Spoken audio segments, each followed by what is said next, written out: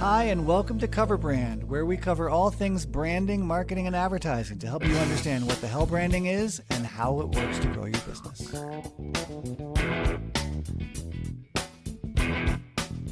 Welcome and welcome back to Cover Brand. I'm your host, Ethan Decker.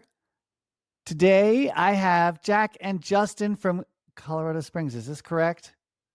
Correct. You got it. And you're both there today? No, I'm in Louisville today, Oh, okay. working from home. Yeah, and I'm in Greenwood Village.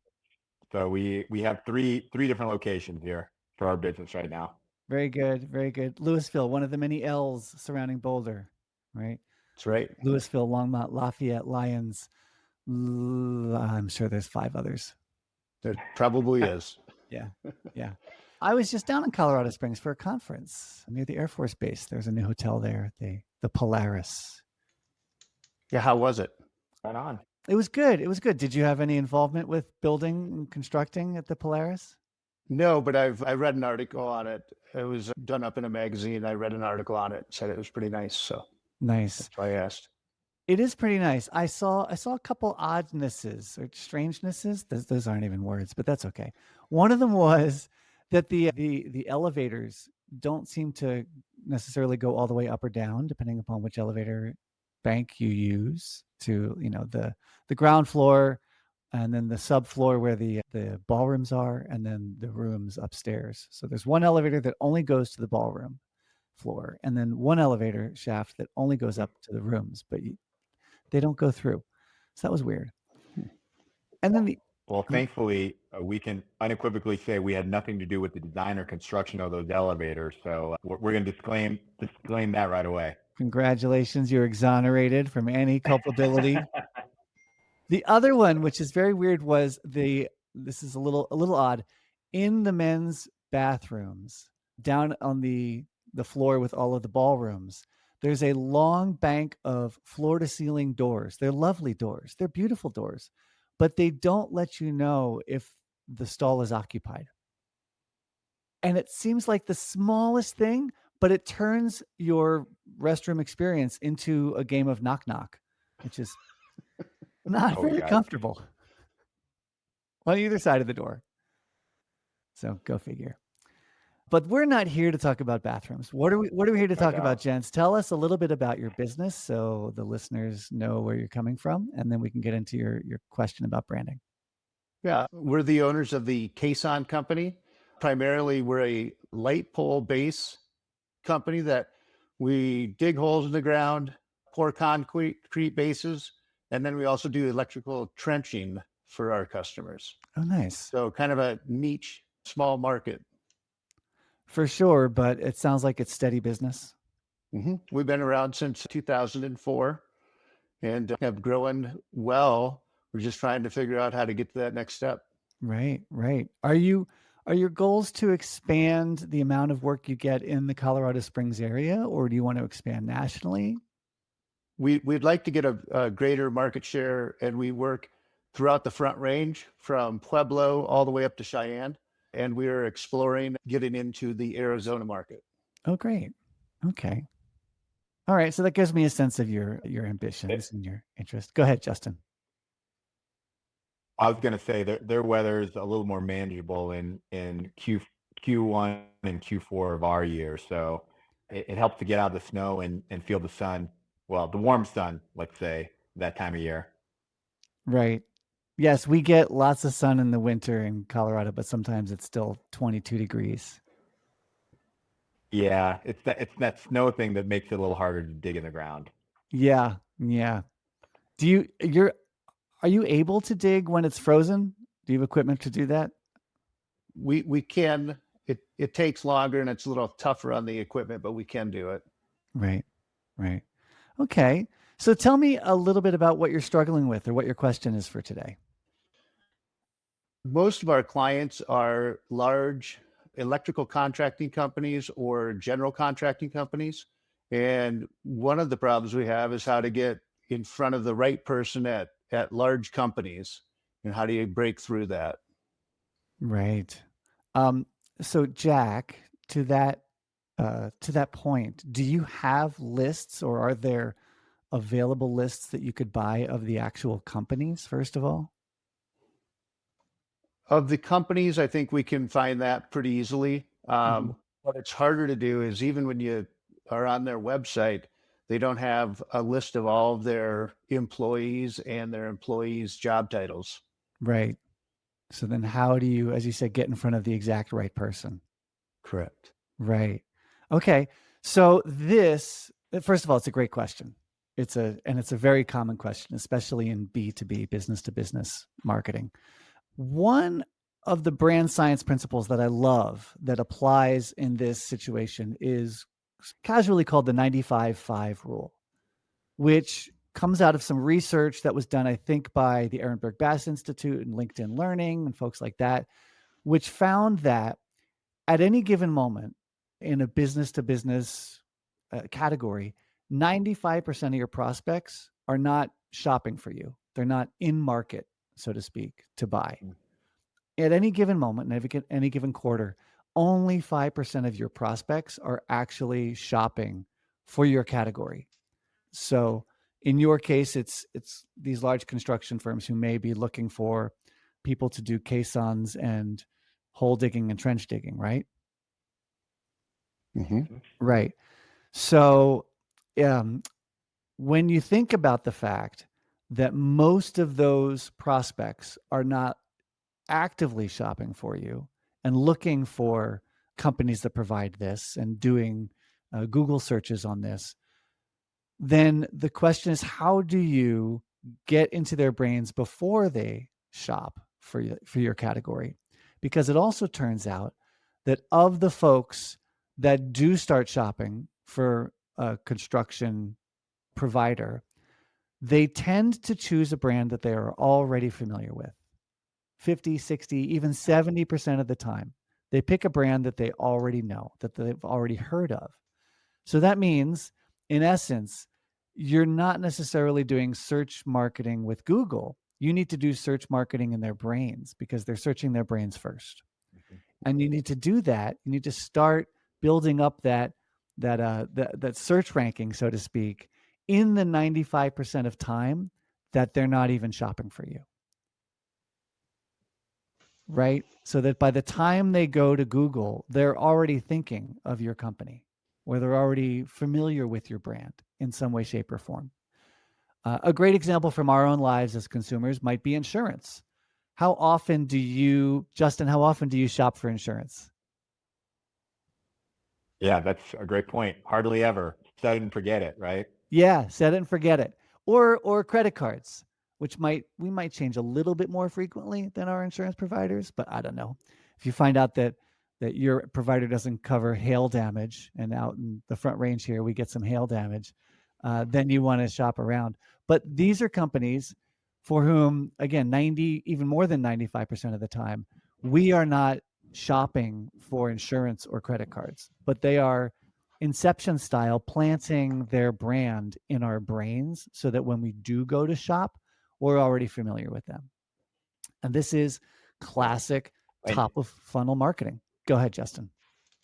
yeah, I was going to say, Ethan, it's a great example. And if you think about what those insurance companies spend on marketing, it's a pretty staggering number, whether it's college football season, Allstate, and those hands. I think I remember reading that they spend billions of dollars on marketing, which would be wonderful if we had anything close to that at our disposal. But the key introduction as we went through our company is we're small business, Yep. like a lot of businesses trying to figure out a way. To your point exactly, we get top of mind.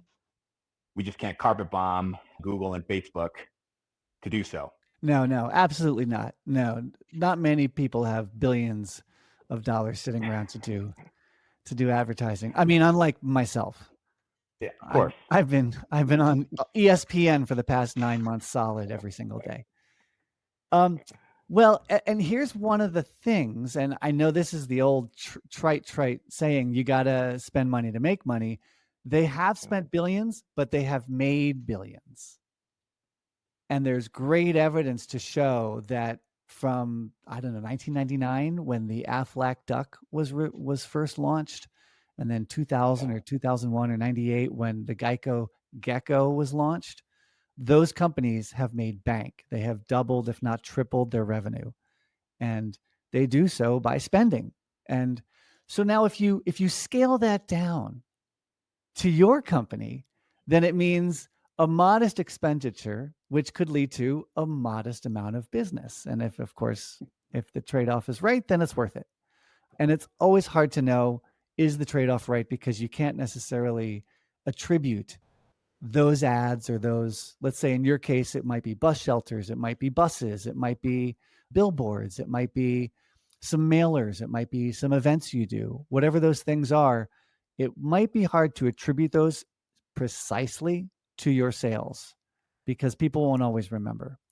But what you're doing is you're becoming familiar. Do you know any, have you heard of any local personal injury lawyers? Come on. It's got to Yeah, be. sure. Go ahead, Um, Jack. Frank Azar. Strong arm of the law. Justin, you even finished the phrase. Frank Azar, strong arm of the law. He does not have billions. He's not Geico, but he's doing exactly what we're saying, which is he's a local attorney who does local ads on local spends. And it might be modest, but he's been consistent and he's been out there. I don't even know how long. Do you guys remember how long Frank Azar has been around? I don't. I would take a guess of 15 years that he's been really promoting it, Yeah. but I think he's been attorney much longer. Yeah, I would say it's in that range because I feel like I've known him since I've been here, and I've been here for over 20 years. And strong arm of the law, I don't know when he started that tagline, but we remember it. And he's a guy Catchy. hopefully we never call, right? And I've never done Yeah. business with him, but he's as familiar to us as, Flo from Progressive is to the rest of the country.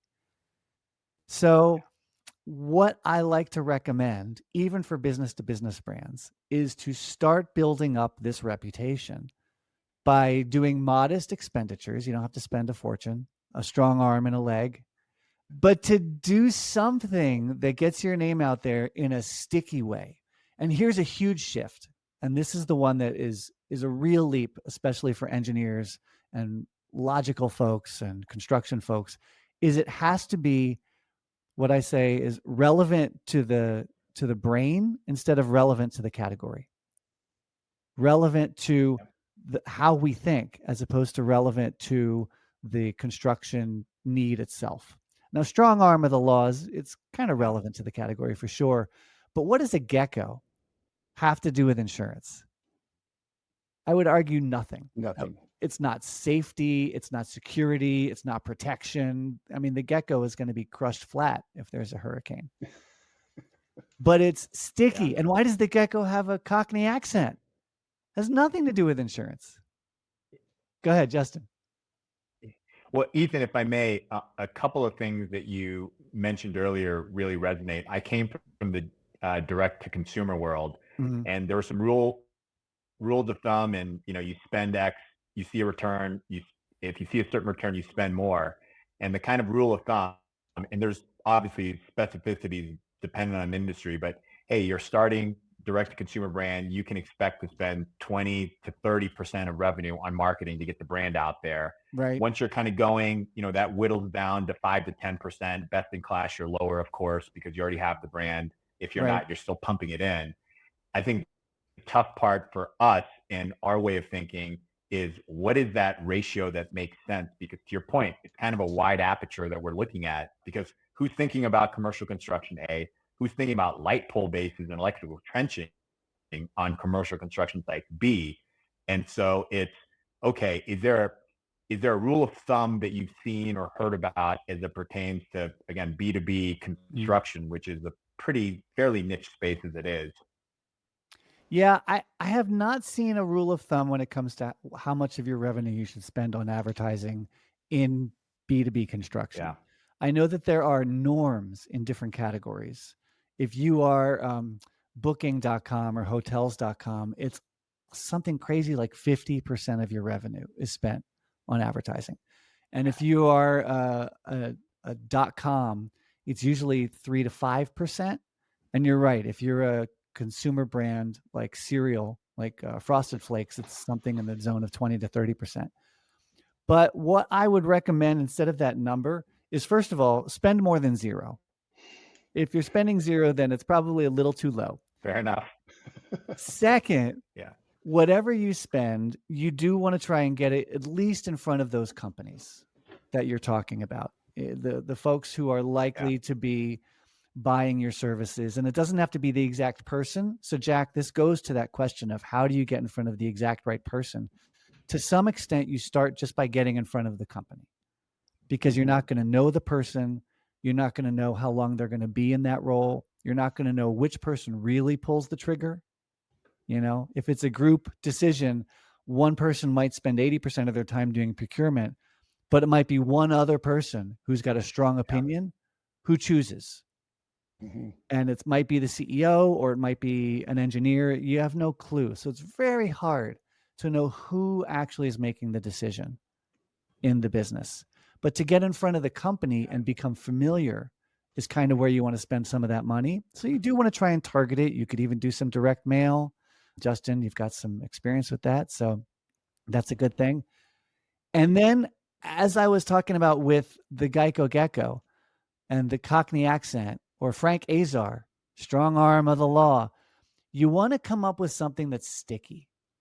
And it could be sticky because it's meaningful, sticky because it's funny, sticky because it's local and there's local pride, sticky because it's I don't know, so an inside joke. You know, some of the best corporate swag, or when you go to a trade show or something like that, industry swag, it's often because it's not someone's brand name that they give you. It's something that's an inside joke, or that's a common phrase in the industry. I think digging holes, you probably have a lot of funny jokes that people say. Pipe and cable and poles, come on, it writes itself. You obviously got to keep it PG, right? You don't want to get it R rated, but you want to do something that makes people maybe giggle or makes people think of you at all, or is somehow referencing something fun and famous. So it takes a little bit of creativity, you know. But if you're Geico, you pick a gecko, and for no reason at all, you give it a Cockney accent. And if you're Frank Azar, then you're Frank Azar, and you say it over and over a billion times, but you're the strong arm of the law. And you say that so much that we didn't even know that we knew it, but it rolled right off our tongues. Yeah. So, so what you don't have to spend in actual budget to match Geico, you need to do a little effort when it comes to the creative side of it, so that it's sticky.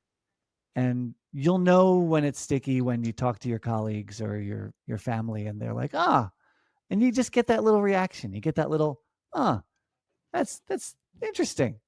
Go with it. Try it. Maybe it'll stick for that 95% of the time when your prospects are not in market. Does that make some sense? That's good food for thought, Ethan.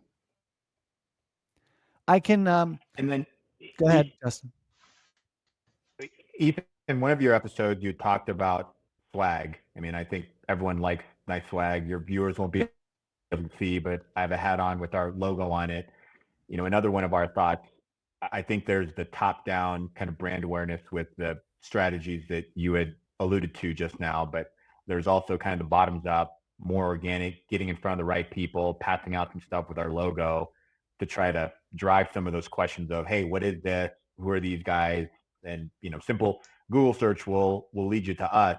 What are Right. your thoughts about that, either as a combination of or in lieu of, if we really want to start small in terms of dollars, right? A few $100 or even a couple $1,000 in swag and getting in front of people versus, again, trying to find that creative outlet. And I think we have some license certainly, but to your point, want to keep it relatively PG. I think is an interesting thought. I'd just be curious as how you think about kind of those two options, if you will.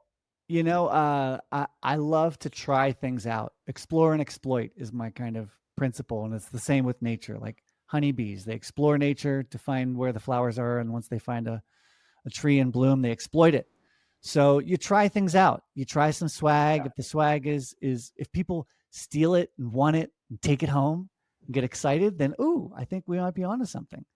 Or if you try some search marketing and you get some responses, then ooh, I think we might be onto something. So certainly you want to try things. You throw a little money at it. You got to give it a little time sometimes to work, because swag might be great to give to your current clients, because then it sits around in their homes and their offices. And if it's something that's truly useful and they're thinking of you, that's great.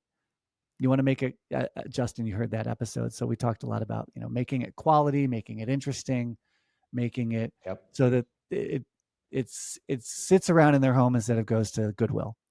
And usually our brand name, our brand logo is not that interesting to them. So come up with a little something else that might be interesting, and that's PG. That is maybe that inside joke, or maybe that funny turn of phrase or something like that. But that's something you should certainly explore. And if it works, then double down, put more chips on it, and exploit it. Yeah. Like that. Yeah.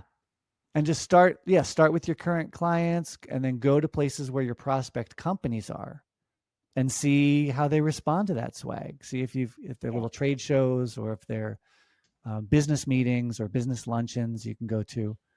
I have an oddly strong swag game for a tiny brand like myself, and people love the Science AF hats. It's my slogan is Science AF, and they love that little frog character I've got, and they gobble up the stickers, and then their stickers are on the Stanley mugs in their house, reminding them of me, which is great. Yeah, so a little bit of creativity, a little bit of money, and try and start planting your company's name and identity in people's brains during that 95% of the time when they're not shopping. Yeah. That's great. That's great perspective. Great. Well, thanks for the chat, gentlemen. Yeah, thank you. Thank you, Ethan. I am sure we'll be following up more. And if you're in the L's, Louisville, Longmont, Lions, etc., we'll get together in person sometime and have some cocktails. Sounds good. All right. Thanks, Ethan. Have a great day. Bye. Yep. Do you want to improve the performance of your brand without breaking the bank? Bring it into the shop, and we'll do a reasonably priced and very quick brand tune-up. We'll run some diagnostics, make some quick fixes, and then give you some recommendations for bigger improvements you can make down the road. Also, if you got something out of this episode, think of one person who might also get something out of it and send it to them as a way of saying, hey, thinking of you.